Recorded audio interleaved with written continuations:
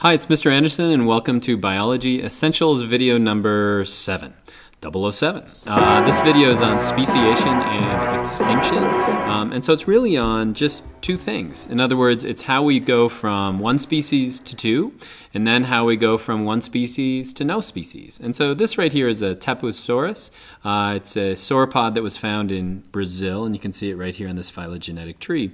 And so if we trace the phylogeny of Tapuosaurus, what we would find is each of these points here represents a common ancestor of the dinosaurs above it, but because it branches in either direction, that means we're going from one species into two species, and that's called speciation.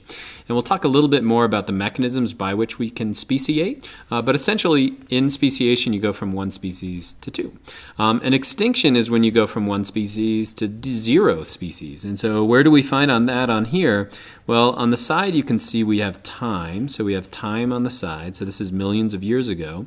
And so you see that some of these will end. In other words, Nigerosaurus right here ends, and that means that it went extinct. In other words, this one species became zero species. And so in life, we go from that first common ancestor of all life, but we've gotten a diversity of life through speciation. But remember also, along with that, we have a lot of extinctions. In other words, the survivors are surviving on the backs of those that don't survive.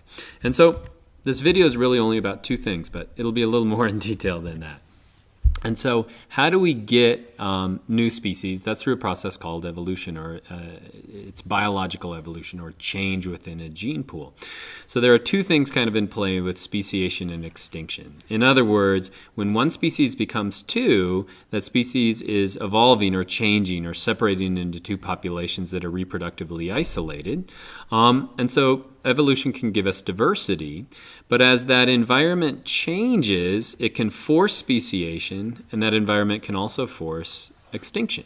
And so there's this play between evolution, environment, and then speciation and extinction. This, remember, creates more diversity, and this actually creates less.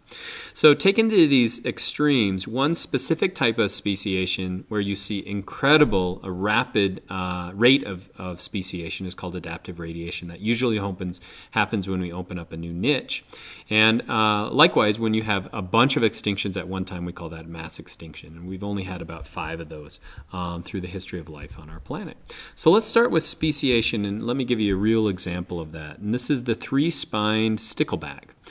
Three-spined stickleback, and the study I'm looking at here was in Loughburg Lake, which to kind of orient yourself, here's Anchorage right here, so we're in Alaska.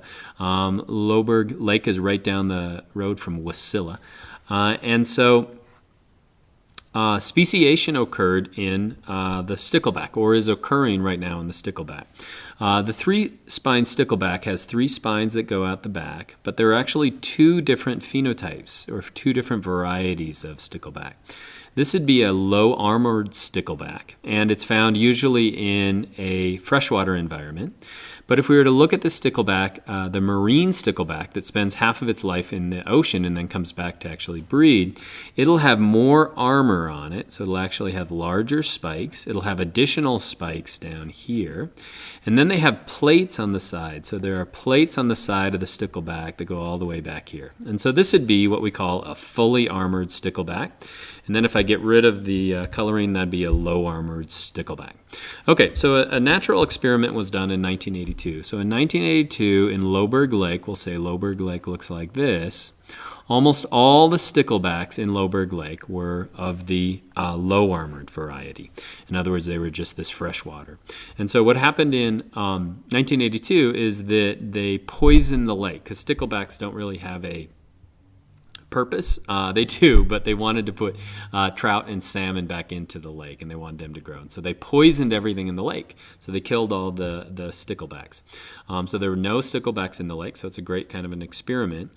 What they found is that over the next few years, fully armored sticklebacks were making their way into the lake, and so they were making their way probably through streams and out from the ocean and making their way back into the lake. And so what we had in here was fully armored sticklebacks. And over the next few years, their population started to grow. Eventually, they started to notice, hey, there's fully armored sticklebacks in here. And so what they found then over the next few years is puzzling. In other words, the fully armored sticklebacks started to drop off, their numbers started to drop off, and then they started to see an increase in the low armored stickleback. In other words, their population started to increase to the point where if you go to Loughburger Lake right now, you're going to find almost all of the low armored sticklebacks and not many of the fully armored. And so this is a kind of a cool experiment where you can actually see speciation taking place. Now, why would you see that? If you think about it, for me, I would think, man, more armor the better. Why wouldn't I want as much armor as I can? But the predator that they were facing was one of the most scary predators in all of science if you were small. So this right here is a dragonfly larva. And so dragonflies, remember, are very beautiful, but they spend a lot of their life underwater, and they form it as a nymph or a dragonfly nymph, and so or larva. And so this is one hunting. This is a video from a David Attenborough movie. So let's watch him feed. Wow. Okay, that's a little disturbing. And so the dragonfly larva is the major predator in Loughburg Lake. And so the low armored sticklebacks actually grow faster than the fully armored sticklebacks. And so the fully armored sticklebacks were being preyed upon at a greater rate by the dragonfly larvae than the low armored sticklebacks. And so we had natural selection taking place. And so what we're starting to see is a change in that. Now, eventually, if fully armored and low armored sticklebacks can't interbreed, then we have those as a separate species. And so on that tree of life, we can go from one branch to two. Now, again, taking to its extreme, we can have what's called adaptive radiation. And so once you have a new environment where species can take off and there's no predators, you get a huge amount of diversity. And so when we talk about evolution, we have a tendency to fixate on the Galapagos Islands and neglect the Hawaiian Islands. And so this is a great picture right here of the Hawaiian Islands. But what we found is that it was hard for a lot of species to get to the islands. Mammals weren't going to make it, but birds could make it easily.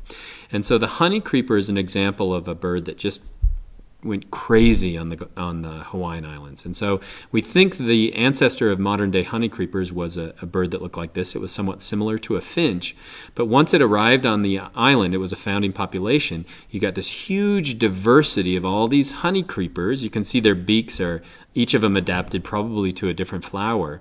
And so we had adaptive radiation. So we had this new niche show up, this new environment, and they exploited, or excuse me, we had this new environment show up, and they all exploited all these different niches.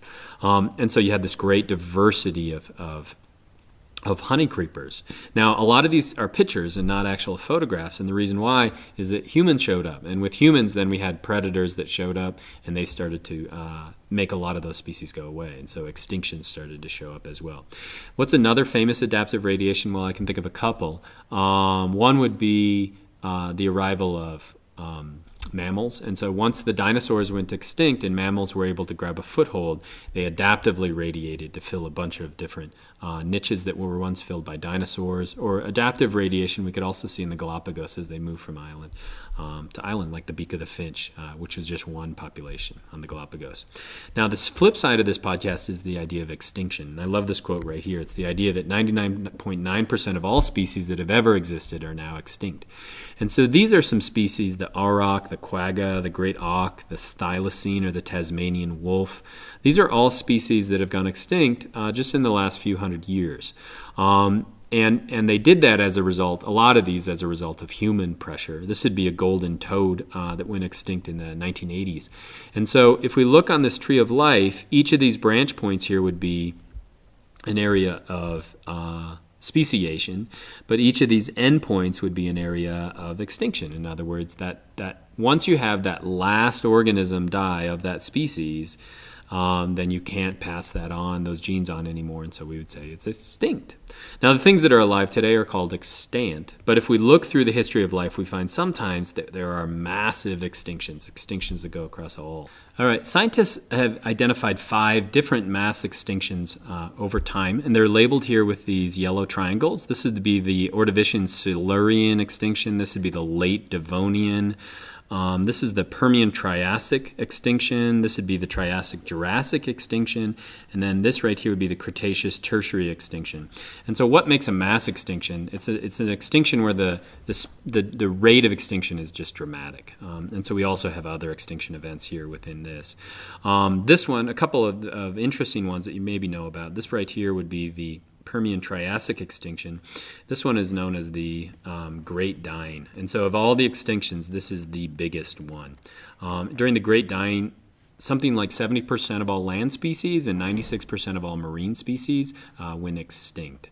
And there are a number of different causes of that, probably. The one extinction that almost everybody's familiar with is the KT, or the Cretaceous-Triassic extinction, or Tertiary extinction. And so that's the one where the dinosaurs actually went away.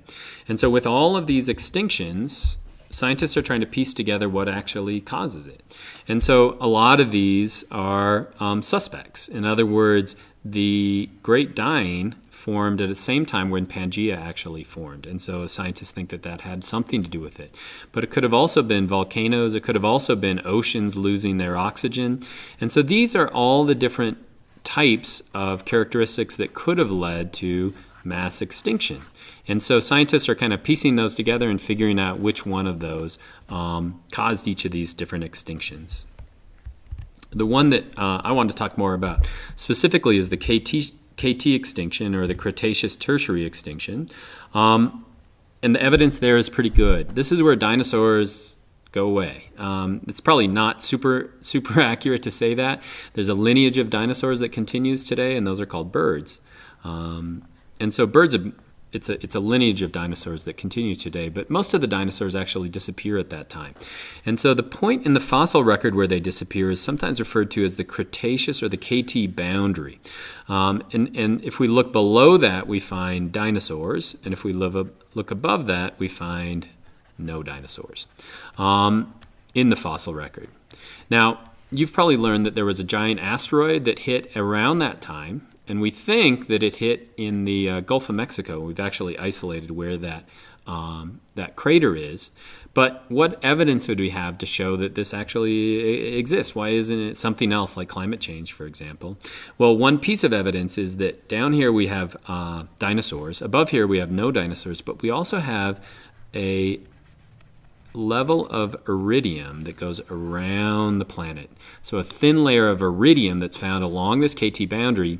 Iridium is really rare on our planet. It's not very common, but in asteroids it's incredibly common. And so that's one piece of evidence that suggests that this asteroid impact could have led to the disappearance of the dinosaurs. And so that's an extinction. And so again, to summarize, we've got speciation, where we make new species, extinctions, where we get rid of those, and they're big at sometimes, and their rates are really high at sometimes and really low at other times. And mostly that has to do with changes in the environment. And so I hope that's helpful.